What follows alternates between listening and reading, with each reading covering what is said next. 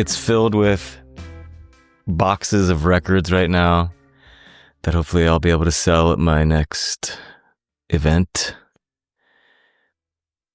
You know, and I had to buy all my old records too because they were liquidating all the whole stock. When you say you're selling records, you mean your music?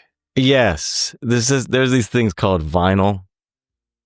Well, no, I'm aware of what vinyl is. I just, generally when I think of people selling music, I think of it. I think of their music collection. But you mean the stuff that you yourself have actually put into the world? Exactly. I have 100 copies of my new record, and then I have about 200 copies of my old record, which I had to buy because they were going to throw them into the ocean. Is this what the record industry looks like in 2025?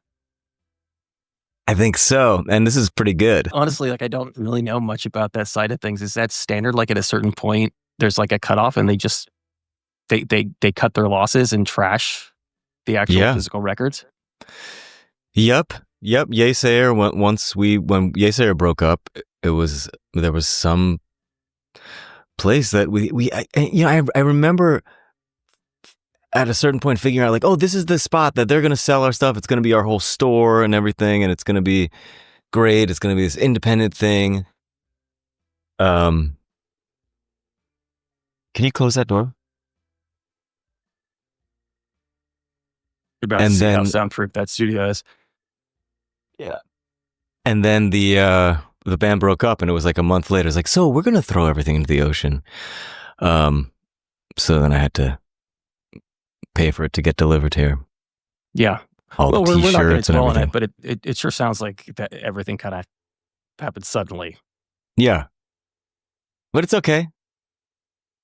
It's all good. I just went and saw Angel Dorian last night, and she was like, yeah, there's no more money to be made. It's different than when we started, Anand, still. The people that are still doing it now are just doing it for strange reasons. Came along certainly after the real salad days of the music industry. I was talking to, for instance, last week I was interviewing the lead singer of Filter, and he was talking about what they got in the 90s. And, you were kind of coming after the tail end of that. Yeah. And we were very lucky. Yeasayer was like, are you hearing that dog? Sorry. Yeasayer we basically put out the first record ourselves, but we had a record label. But then because it was so successful right out of the gate, for the second record, there was a little bit of a bidding war between I don't know, I think it was Atlantic maybe, and Secretly Canadian. And just having that bidding war was really helpful in getting the money up, That's a really odd pairing of record labels right there. Isn't it? Yeah. It was because MGMT was on Columbia, so we had toured with MGMT as like a co-headlining thing early on.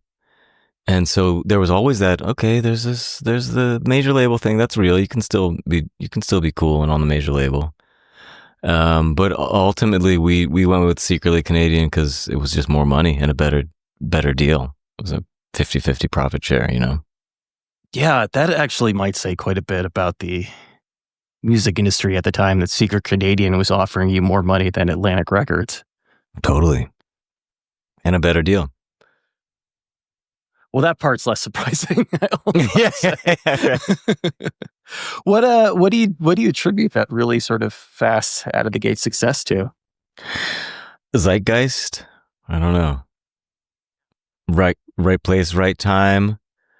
I mean, at the time, you think it's just because you're such a genius, and you figured out what kind of music to make to fill in that hole that people wanted, But who knows? I can't figure it out. Just being young, there was a Brooklyn thing going on then. I feel like there's like a bit of a regional thing that happens. Right? There's like a Seattle thing in the 90s. There's like a Brooklyn thing in the 2000s. There's like an Australian thing in the 2010s. I guess there may be more Manhattan than Brooklyn, but it's kind of the Strokes, and then all of a sudden. Yeah. There was the Strokes, and there was the Yeahs, and the TV on the radio, and Animal Collective and stuff. Yeah. And yeah, I mean, I went to high school with the Animal Collective guys, so seeing them, they were a few years older, and just seeing them do it was like, okay, we can at least attempt to do this. You know, it's possible. There was a model for how to do it. Specifically, is that part of what got you to move from Baltimore to New York? Well, I was in school in Philadelphia for 4 years after Baltimore. Nothing was really happening for me there creatively. Sorry about this dog. And yeah, and then I moved back to Baltimore after college, lived with my parents for a while. And then Chris from Yeasayer, he had a show that was set up, and he was like, come up to New York. And we just like rehearsed a few songs over the course of 5 days. I had some songs for my musical that I had written in college. But and then just came up to New York and was like, we did a show at this place called Lorelei. It was arranged by this promoter named Samuel De La Rosa. And we got such a good response that I was like, all right, I got to move to New York. It's just, people were just more welcoming, and things were happening, and creativity was in the air, and everybody was, you know, enthusiastic, and, you know, an immigrant with a suitcase and a dream in New York. Whereas I felt like in Baltimore and Philadelphia, it was a lot of kind of territorial stuff, a lot of are you truly are you a real local person or not, you know? Even when Yeasayer took off, I feel like Baltimore was kind of like, you guys left us, you know. I don't know, where are you in Chicago? Where are you? Oh, Why did you say Chicago? I don't know, I just got the location wrong. Where are you coming at? I was in I actually spent the last 20 years in Astoria, Queens, and I'm okay. I've been, for the last year, I've been in the Hudson Valley, so I'm about 2 hours north. Oh, nice. Just right on the other side of Poughkeepsie. So I was actually going back and reading some of the sort of for your first solo record, some of the stories around that, and the kind of the pandemic and people like fleeing up north. And I was like, you know, I mean, I got there eventually, but yeah, but I still got the worst of it. You know, I still wrote out the majority of the pandemic and in the city. Yeah, no, us too. I mean, my wife she's a midwife. Yeah. So she was in the hospital the whole time, delivering babies, and we were all at home. And she would come home from a 12-hour shift, and we were like, "What do you need?" Because it was like, you must quarantine for 2 weeks if you're exposed. So it was kind of a sink or swim thing, where we were like, okay, I guess she's gonna take a hot shower, and we're just gonna go on with our lives. But so she I think was like probably being exposed every day. Oh yeah, she got. I think we all got pretty early COVID. But she got a pretty severe case of like completely losing her sense of smell for like a year, her sense of taste. It all came back all scrambled, where like desserts tasted like diarrhea. She had to retrain her sense of smell. But that was a great year for me. Leaving the city wasn't an option for you, like specifically because of what you did. Yeah, no, that wasn't an option. Yeah, she just kept nothing changed for her. She was just going into the hospital and adapting to all the new rules that were coming at her. And it was good for me because I could get some lines for some songs, you know. Speaking of sort of the suddenness of the band splitting, that in a funny sort of way, you kind of you specifically got a head start on the pandemic. Totally. We did. It was almost as if you could rewrite it and say like, oh, the pandemic happened and that caused us to break up. But no, we broke up in October of 2019. And then I was so glad that we weren't a band while the pandemic was going on, because I would have been the guy being like, come on guys, let's do a Zoom performance for our fans. It's going to be great. I don't want to. Yeah, and I just got right to making just made music. It was a great excuse just to hunker down in the studio and just work on songs. How old were the kids? The kids were around during that period? Yeah, I have a she's almost 13 and almost 8-year-old. So that's 5 years ago. So yeah, I had a 2-year-old and a 7-year-old. And when you were still, in a band, full-time musician, what was kind of the breakdown as far as watching the kids? Well, basically when I'm home, I'm like the primary caregiver because my wife is a, medical professional, so she's always on call. But when Yeasayer would go on tour, we would have to get we had some live-in nannies. We had an au pair the last year. We had an au pair who was here when the pandemic hit. And she wasn't able to do her post au pair trip around America. It was very sad for her. Yeah, I mean that probably played into a little bit of the Yeasayer breakdown. Was just like, if you didn't, it wasn't easy to go on tour. I had to completely turn my schedule around, had to hire someone, So if tour wasn't making that much money for us, it didn't really make sense, But I had kids for 3 albums of Yeasayer. I missed the birth of my first child because I was on tour with Yeasayer.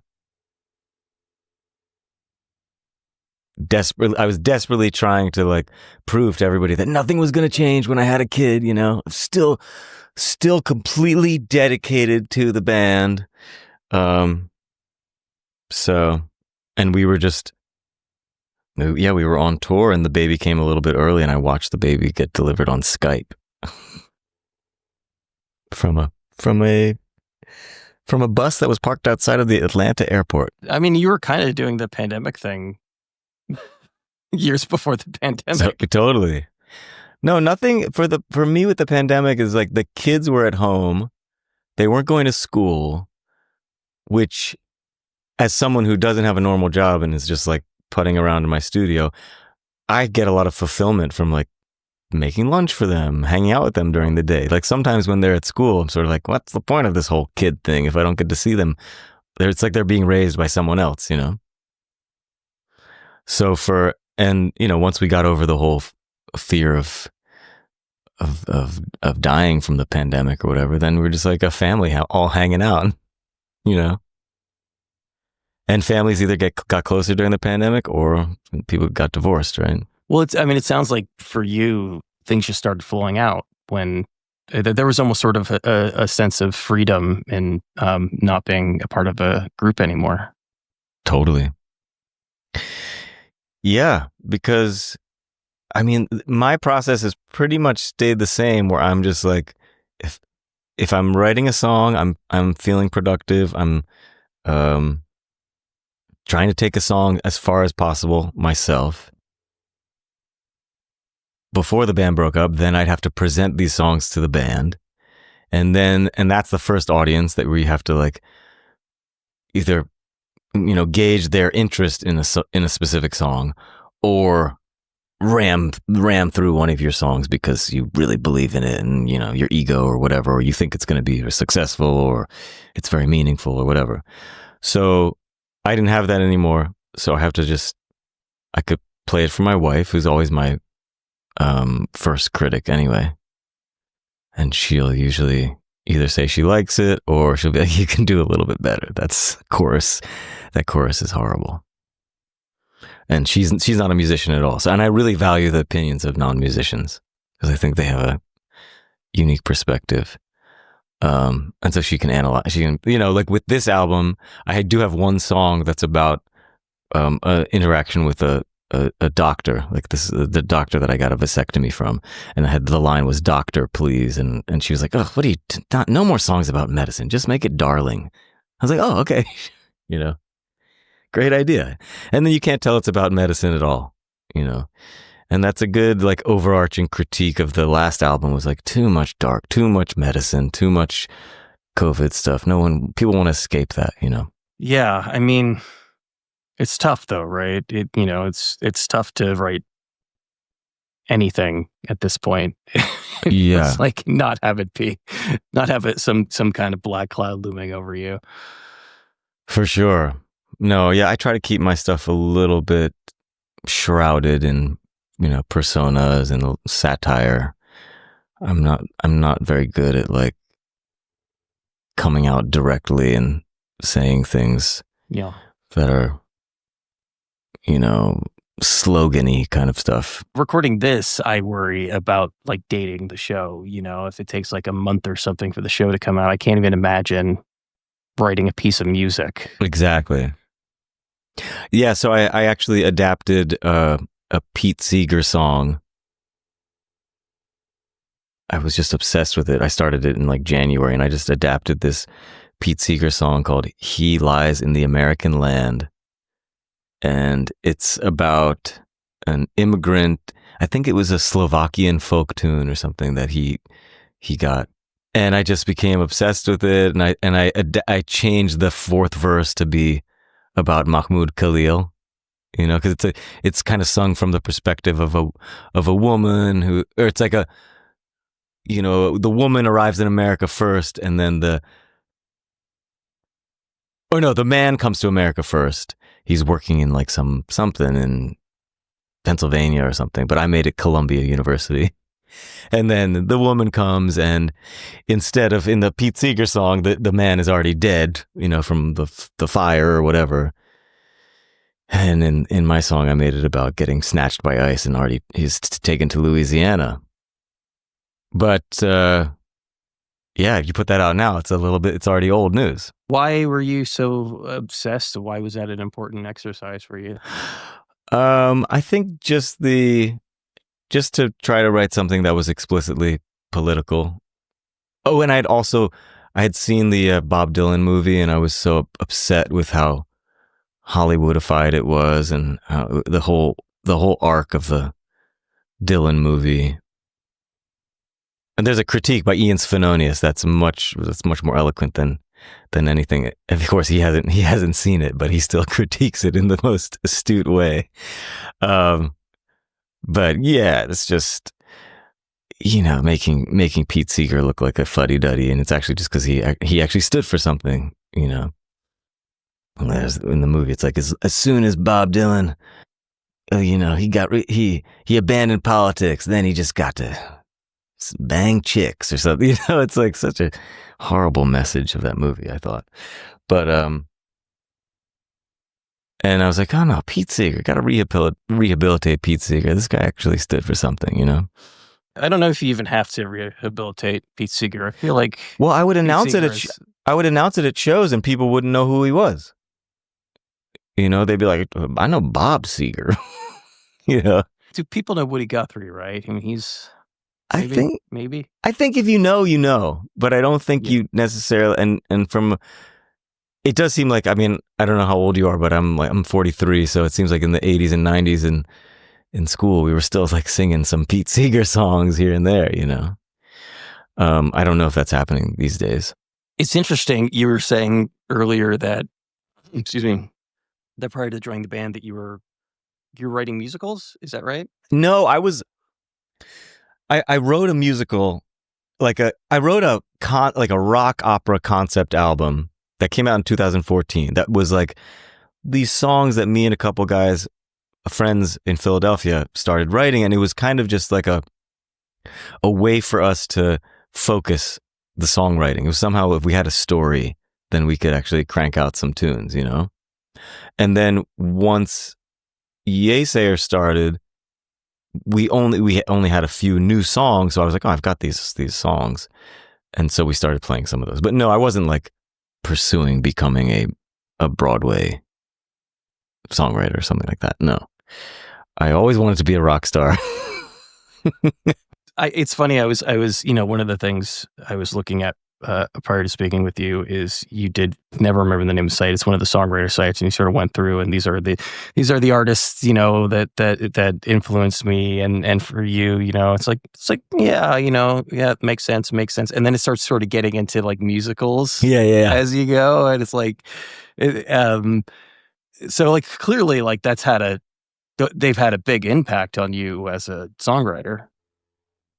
Yeah, I think like for me with music, I'm not as focused on what genre something is or whether something is cool. Like if I don't just blanket hate all pop music or something like that, If there's a song that's on the pop radio where I like the melody and it touches me, I'm going to be like, okay, I guess I don't hate Taylor Swift. That is pretty good. That's a good line, And I feel like a lot of contemporary Broadway stuff has this sort of sheen on it, or like it all sounds very sterile, and there's a certain delivery of the vocals that is kind of annoying, And I could, in a blanket way, say that I wouldn't really necessarily want to listen to albums of contemporary, like original Broadway musical stuff.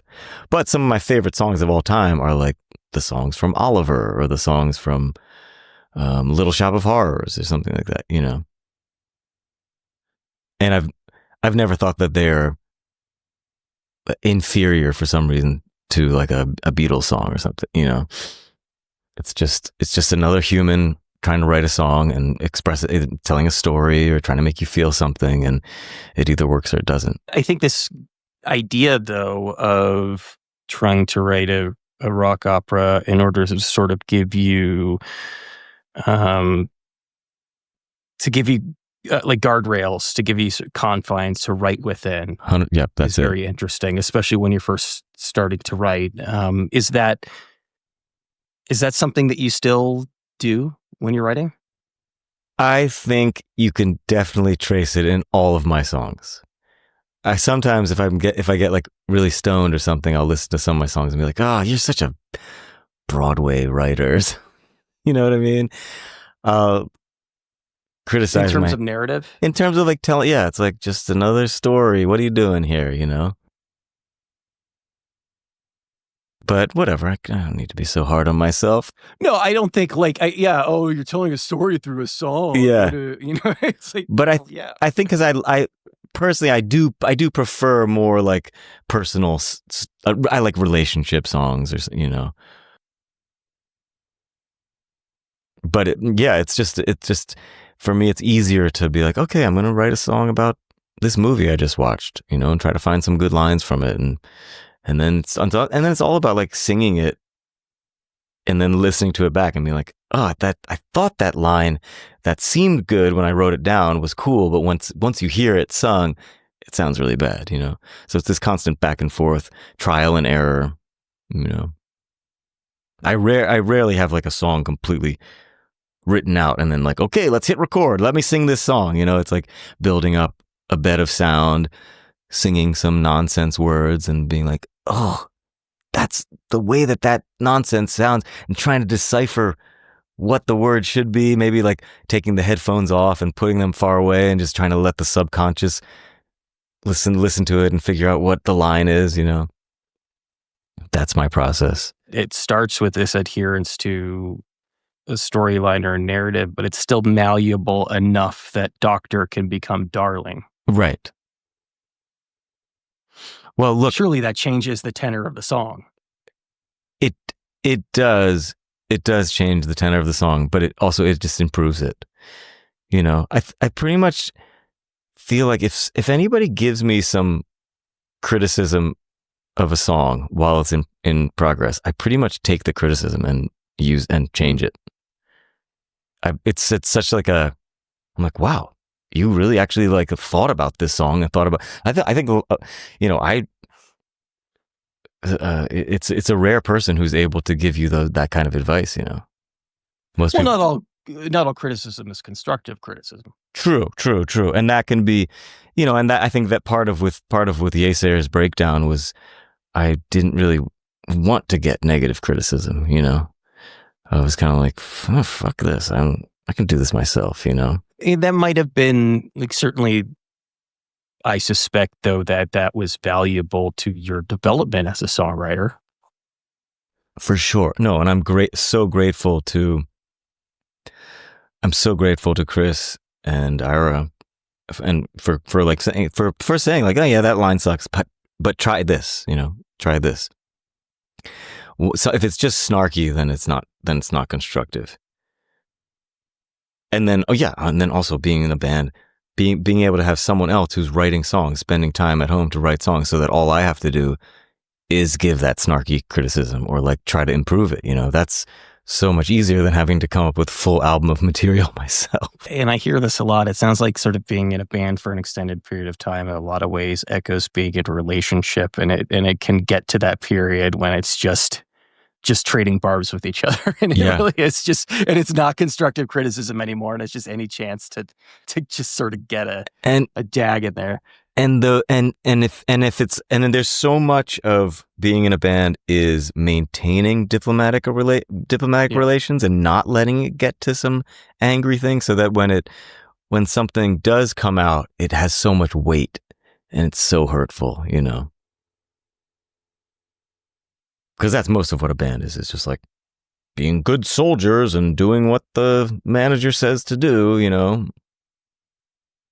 Trying to prove who's the most committed to the project, you know. Is that because you were in a band for that period? Is that part of the reason why now that it's so important to you to do as much as you can for as long as you can in terms of creating a song? Yeah. Well, I mean, God, I would love. Did you see the Get Back, the new one, Beatles one? It's just, you just see this when they're supposedly breaking up or whatever, and it's just like John Lennon just has like a little bit of a line or something, and then Paul McCartney's like, "No, let me fill it in, let me finish it for you." It's like, it's such a collaboration, even though they all pretend like they did everything themselves. I mean, I think Paul McCartney was just like prolifically writing these songs, but there really are like, oh, try this line. No, it's like such a collaboration. And I would love that, you know, and I think those are just hard to, even with these guys that I worked with, Jackery and Walter Fancourt, they weren't, there's with lyrics, it's sort of like, you got that, you know, even though I'd love for it to be like, oh no, that sucks, change it, here's a verse, take this, you know. So I think that's a hard partner to find, is someone who's gonna, which I would love. And that was so common back in the day. Like the Grateful Dead just like didn't write any lyrics, right? They just had some guy who they would just go, and he'd just be like, oh man, yeah. That guy's like the most unsung hero. The Beach Boys too, right? Beach Boys. It's just, Beach Boys would bring a different guy in every time, it seemed like. Yeah, and then all the classic God, I'm blanking on the name of any of them, but like all of the sort of like Tin Pan Alley, but also like Carol Bear-Sager and Burt Bacharach. One person would handle the lyrics and the music. That makes sense. But you know, I wonder if, like, to a certain extent, a reason for that in your current setup is because there's just like an understanding, like, okay, he's been in a band for a while. These are his solo albums, so it's our job to support him as much as possible. Right. Exactly. Yeah, we'll do that. And that's also just not their wheelhouse. And if they're going to have lyrics, they're going to probably put it on their own songs. You know what I mean? So, yeah. But that is the thing that I struggle with, is getting the, I can write funny songs pretty quickly, you know, like the dog song. That's just like, all right, let's get this done, and it's going to be for Instagram, you know. But you can't have a full album full of funny songs. Then you just become, you can for sure. But no, I had to earn that, you know. I wonder if there, like, to a certain degree, it's because, you know, in a way, when you're writing a funny song, you're almost writing it off yourself. You're like, I'm not taking this too seriously, so you So don't it just have to flows. take this too seriously. Exactly. And really, people love funny songs. I mean, I can get them to sing "Fuck It, Get a Dog." By the second chorus, everybody's singing along. Just any other songs, they're like, yeah, I don't know. What are you singing about here? It's too obscure. Yeah, I mean, I assume that was especially the case with the last record, where it's like, yeah, I'm gonna sing about a potter's field. Right. Which, I mean, I talk about this all the time about people writing like, breakup records and, oh, isn't that going to be hard in, 5 to 10 years when you're touring and like singing about this breakup? And isn't that going to be bringing up memories? And it's like, oh no, I'm singing about when all of the, because I was living in Queens. I obviously remember this very vividly, but I'm singing about when all the prisoners were like digging mass graves. Right. Ugh. I mean, it's a dark period, and you have to sort of carry that with you as long as you're playing those songs. As long as I'm playing those songs, and I don't think I'm going to be playing. And you know what? That song was actually I would say that's the song that I got the most feedback from people, personal feedback. Positive or negative, or both? Positive, like, wow, what a moving song, So, and that was one of those songs where I was like, can I really say this? Waiting for a second wave? I don't know. I think my collaborator, Austin Fisher, who is in the band Suckers, I think I sent him that song and he was like, I don't know, man. He didn't approve, but I had to be like, okay, no, that's what it's going to be. It's going to be that. And it sounds like he's not even saying, hey, this isn't a good song. He's just saying like, I don't, this is rough stuff, man. Rough stuff. And is it sensitive, but you can't really think about those things too much. I'm curious too, because when I was like really going through, because I was dealing with health stuff and all these other things during the pandemic. And for me, I went through a period of depression, and one of the things that sort of brought me back to music and just sort of brought me back to the world was ambient music. I found it really helpful. And, obviously in making ambient music, you don't have to worry about lyrics. You really don't even have to worry about theme. I mean, you can have one in your head, but you don't really need it. How was that experience for you? Making the record? Yeah. Well, it was a score to a film. It was a score to a film that was directed by this guy, Derek Howard, who he directed the videos for Delirium Passes and for Fever Seizure. And we had done a live scoring for he made these experimental dance films with these dancers in Berlin. And we did this one where they all came to my studio and we projected it, and I just set up a bunch of mics and they just recorded stuff and banged on it. And I I didn't play much at all. And that was great. To me, that was incredible. Like doing a live thing and we did 2 takes. We just did one take and then the next take, and then but you were producing more, it sounds well, like. that was more producing. And then, so for the one that became Cannibalizing the Conductor, which is the title of their film, they just wanted me to really score it more, just to actually they were in a gymnasium. There was it was kind of a faux documentary kind of thing with a bit of a horror theme in it too, where they're like kind of eating some weird meats. They look like they're eating organs or something, but it's actually some kind of special effects. There's 100% vegan production or something.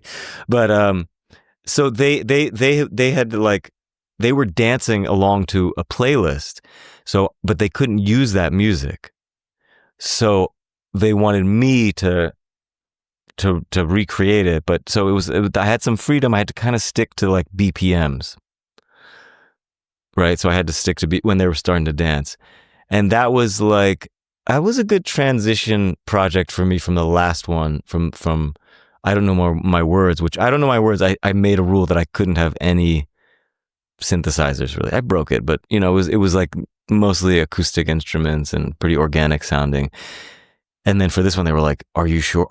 Can you make the beat really, really kick in on this one?" I was like, "I think I can do it," And I got back in some kalimba. There's like some, and it was super fun, just like doing the stuff with the wine glass, and with ambient music, it's all about just like creating the reverbs and the delays that becomes like the whole sound, And then, of course, because it's a collaboration with these directors who have very strong opinions about music, I had this whole beautiful piano thing at the beginning, and they were like, "Yeah, no piano. It sounds like ballet or something." And I was like, "But didn't you like the motif that repeats and comes back later on?" Like, no piano. Okay. So that was interesting to really take some criticism from these people who ultimately it was their film, but that was something I had never really dealt with before, because I don't make like commercial music or anything. It's always just like, this is my song, and I had to get it past my bandmates. But it's not like any record labels ever tell you like, yeah, change that. I actually, with this album, I did play the whole album for my project manager at my record label, and he did give me some good advice, which was nice, Oh, you think that sounds? Oh, okay. I'll bring the guitar up, or make the guitar sound more guitar-y there, But yeah, pretty much you just as a band, like with the Yeasayer, you just have an album and you just turn it in. They say, okay, let's figure out what the single is. Let's figure out how to promote this thing. It's not like take out the piano.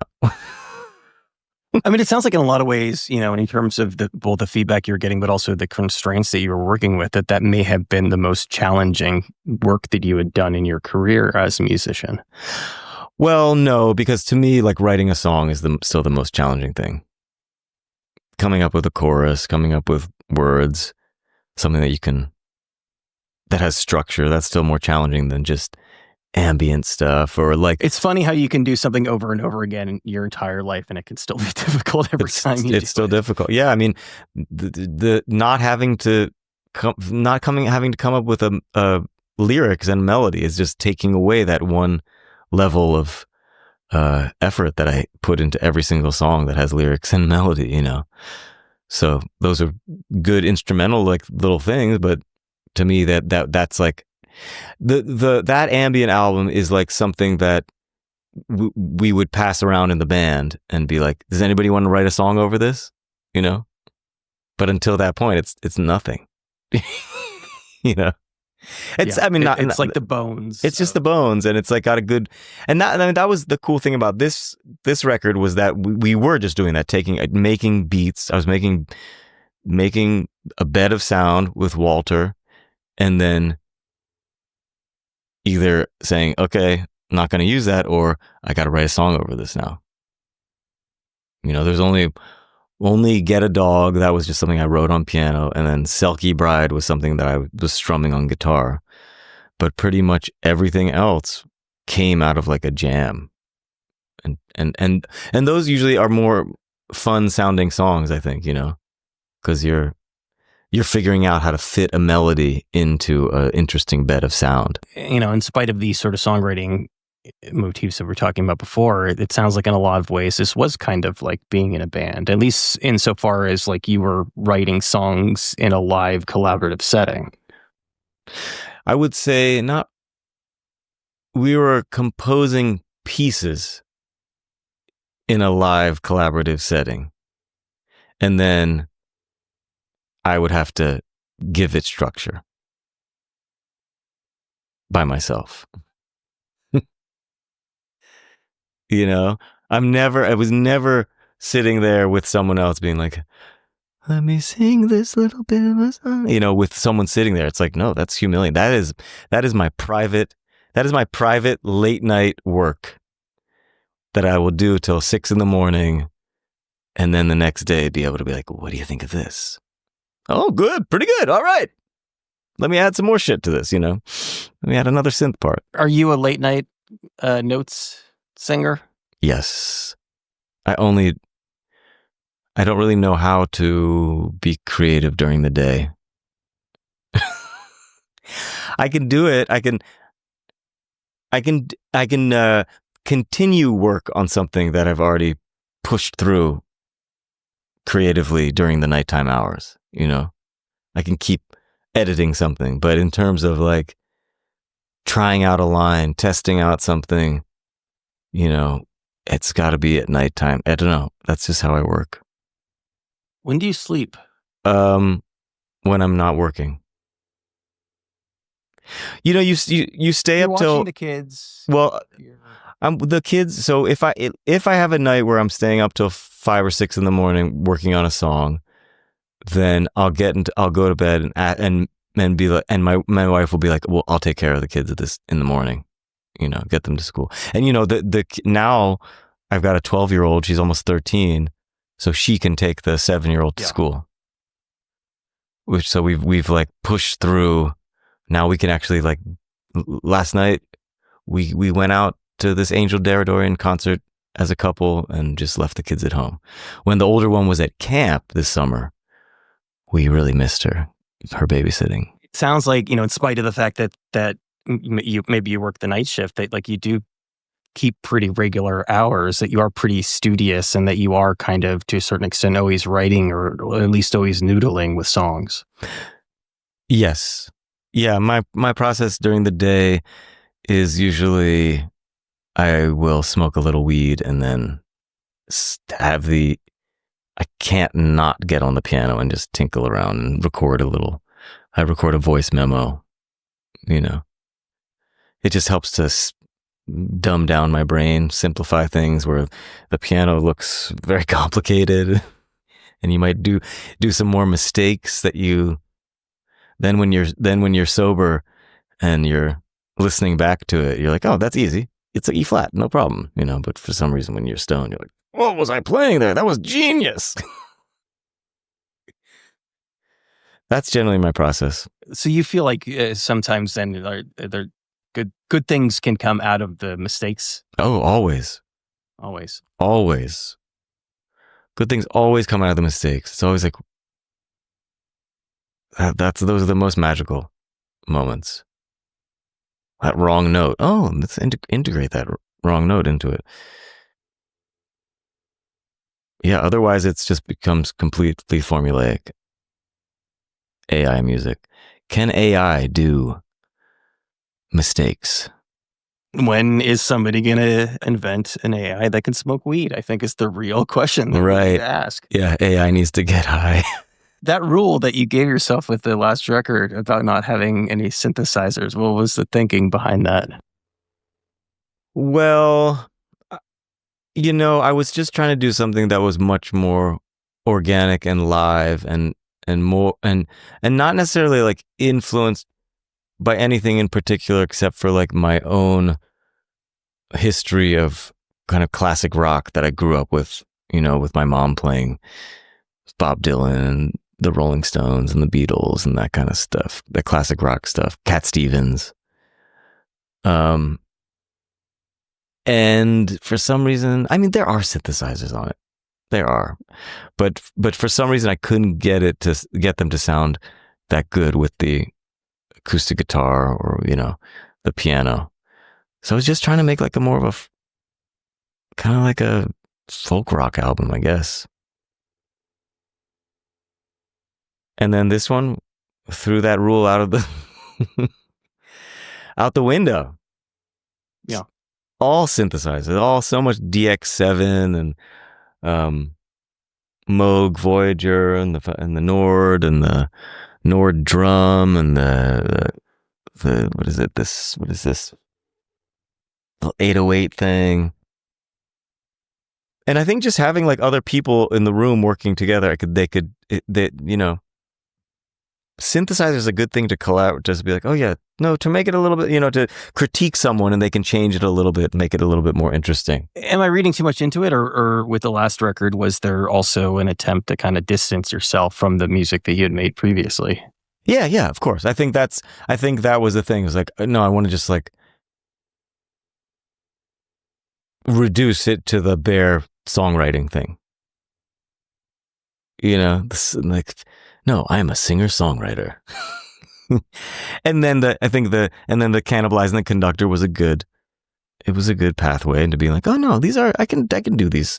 I can figure out how to play a little thing on the kalimba. It's a little world music-y. I like this kind of stuff. And then you work with these other guys, and they're coming to the studio,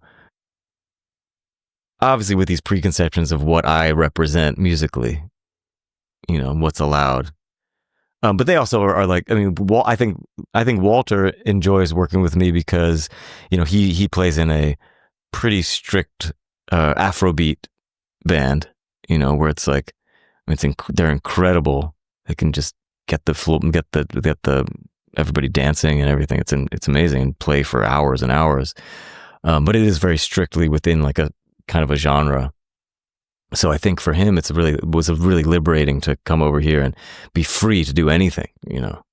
Let's try out some saxophone here, but he can play piano, he can play synth. We want to play some drums, let's bang on some drums, and then quantize it. It was a real learning experience, I think, for both of us to, using Logic and just getting freaky with it and everything. I do appreciate, though, as you're discussing both that record and this one, that you're really open about where they're starting from, and you're really open to kind of wearing those influences on your sleeve. Like, I'm trying to create a Richard Thompson style song there. A lot of people like mask that and try to move away from it as much as possible. No, I mean, Richard Thompson is just so good. And sometimes that's just like a helpful thing when you're like, if you're playing chords, to just think of what the melody would be if they were writing it, Yeah.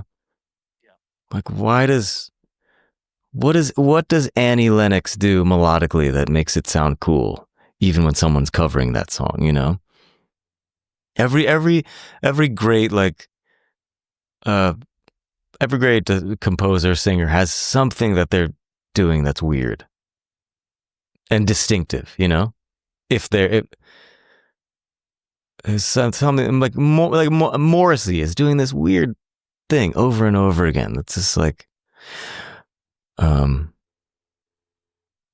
I think that's helpful especially on a song that maybe doesn't sound like that artist. If you channel them, then maybe you can create something new, I wanted to ask you on that note. I don't know. I've just been thinking a lot about like Fairport Convention and Richard Thompson. I think it's because he's like playing Poughkeepsie soon. Oh, nice! You're gonna go see him? For me, absolutely. He's one of those people where it's like, I got to see him now. Have you never seen him before? I've never seen him. I've never seen any of the configurations before. Is he doing is it a rock thing, or is it a full band, or is it a solo thing? I don't even know. Okay, because I saw him do a solo thing, and he's got this giant guitar. That's cool. This giant acoustic guitar, and it was a request show where he was just taking requests, and then he had an assistant who would go look up the song, print out lyrics for him, because he's got so many fucking songs, and the guitar was so huge that it just sounded like big, Mexican. I don't know what it was, but it just he's like an octopus the way he plays. It's just like this. I don't know how, and it just. So it was so rich and bassy, but I love these guys that are like, John Cale or something. They're not the top tier, David Bowie or something. Like, I feel like that's for me is shooting too high in terms of like idols or something. You know what I mean? And I mean, Richard Thompson, his banter was just all about like, this is from my first album, and people would clap, and he'd be like, "Oh, you didn't buy this album. No one bought this album. It was the biggest flop ever." It's like, yeah, I could see John Cale doing something similar to that. As well. Yeah. We played Yeasayer. We did a little thing with John Cale. I didn't know that. Yeah. What was the configuration? I sang a fucking duet with John Cale on at BAM. It was 12 or 13 years ago because I had a little baby. I have a picture on my phone of me, my wife, John Cale, and my baby, who's now 13 years old. And it was a tribute to Nico show. And we played, I think, maybe we were given a choice of a few songs, but we did Janitor of Lunacy. I don't know if you know that. And I don't know if there's any recordings of it that are even available. I think we went into the studio and recorded it. and we were trying to get him to sing on it. It was done and everything. We just need to get him to sing on it, and it never happened. But anyway, what were you asking about? I just went on a tangent about. Yeah, that's fine. No, I can talk about. But what were we saying about Richard Thompson? Yeah. Oh, yeah. I was going to say, again, getting back to this sort of singer-songwriter thing that you were talking about I don't know if it was influences or favorite records or whatever, but you said something and it really like jumped out at me, and I've been constantly thinking about it since I've been reading it. So I need you to, I'm not saying that you're wrong. I don't think you're wrong. I just need you to extrapolate a little bit for me that you said that Cavalry Cross, which is a song off of that Richard and Linda Thompson. I want to see the bright lights. The bright lights could be a Lungfish song. I just want to know what you meant by that. Oh, I just think it's. Well, Lungfish does that the thing where they just play like 3 chords or something, and it's very kind of medieval sounding and modal, and I just think it sounds kind of like a Lungfish song. Like if you played Cavalry Cross, and then Way Out is the Way Out. You know that song by Lungfish from like 2006 or something like that. I just think they're pretty similar sounding, and both awesome. There's like it's kind of like that power chordy, Sabbathy, simple thing that's just like super heavy and sludgy. It's not a comparison I would have made in a million years. So I really kind of between Richard Linda Thompson and Lungfish. But that song is. I mean, now that you're saying it, he sings it. I mean, he has a very deep voice. Actually, the Richard Thompson has a pretty deep voice, and oh my God, I'm blanking on Lungfish. I see him every time he comes to Daniel Higgs. Hey, how you are. He's got that vibrato. He's incredible. Oh my God. Have you seen him perform? I have not seen him. He plays at Union Pool pretty much every year or so, and I always make sure to catch him. He's great. Like he really holds back on singing. He mostly just like recites poetry, and he plays banjo. He plays banjo in like a very kind of modal African style.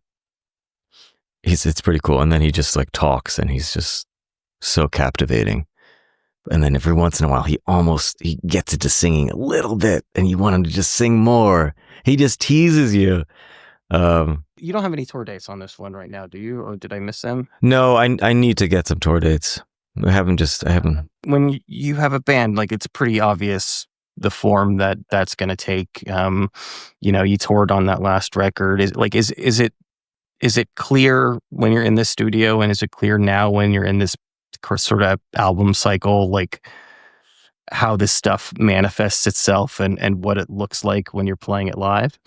Well, right now I'm doing it with just 2 acoustic guitars. I can do it with just 2 acoustic guitars, me and Jackery, and harmonies. And that's how we're doing all these songs. It's completely different than the record. That was the first show that we did. And then we added Walter. And Walter, so we can do it with just 2 acoustic guitars, which I really wanted to see if we could do, like the whole band thing. It's so many, you gotta, the drums and everything, it's so loud. Like, can really focus on the harmonies, which is something that I didn't have on the last tour. It was just me singing. We had Walter on saxophone, flute, synthesizers, and then drums and bass. And now you're a bit more vulnerable, You have to be, you're just out there with your voice and the acoustic guitars, but we're sort of augmenting it with some delays on the vocals. Mm-hmm. But I think it sounds good. It's something that I would like to see, and I think it's actually a very appropriate, like, opening act for something that is maybe more folky. I mean, we opened for Delicate Steve, so he's like, I might joke. You're wearing, this isn't a video podcast, but you are wearing. I'm wearing a Delicate Steve shirt. Yeah. So mine is a lot of singing. It's a lot of singing now, and then Steve was completely instrumental. So it was a good pairing. But right now I'm just trying to open up for some bigger bands so I can get in front of more people.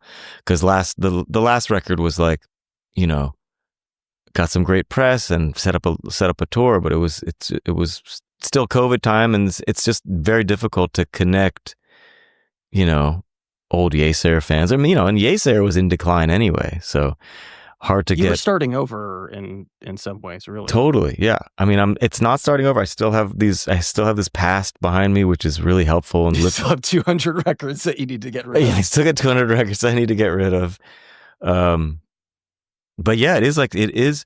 I mean, what I always say is like, you know, you have a band like Pearl Jam or something like that, and I don't know the name of the bassist in Pearl Jam. I mean, probably people do, but like if he goes out on tour, it's like, is he going to be filling stadiums? No, it's like, no, it's you gotta. So that was the kind of humbling lesson of the last record and tour. Like I just kind of assumed that I would be able to fill the small level rooms, but realizing like, oh no, Anand Wilder as a post Yeasayer solo artist is much smaller than Yeasayer was at the very beginning of our career, which I look back as being like, oh, we were just nothing then, you know. But at the beginning, we were like filling out these 200 capacity rooms or whatever, you know.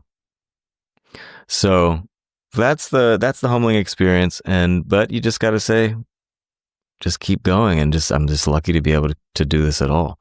You know, I'm like, when I was a little kid, just the idea of being able to write a song was so foreign and crazy to me. And, you know, if I'm like, wow, I've actually done it. I wrote a song and it just came out on Tuesday. Another, you know. And you've been doing it consistently, which is wild. I have a motor. That's what Nick Offer told me. He says, you like Paul McCartney, you have a motor. Yeah, what else I don't know. I have no interest in doing anything else.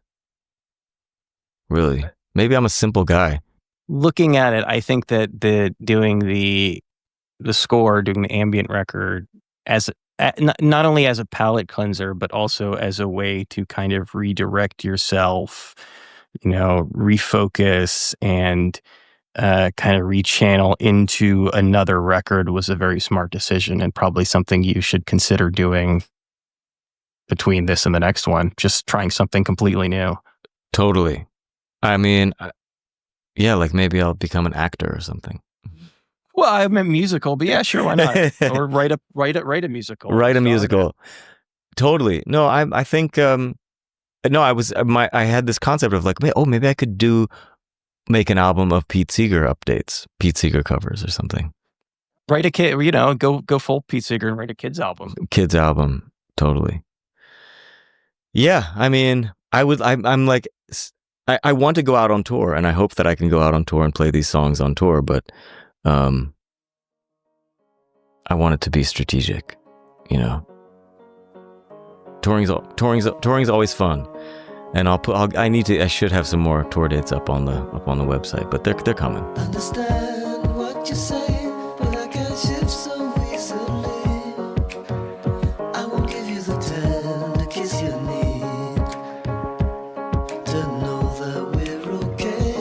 I'm sorry I escalate when you're trying to move on. Yeah, I'm sorry I've acted this way.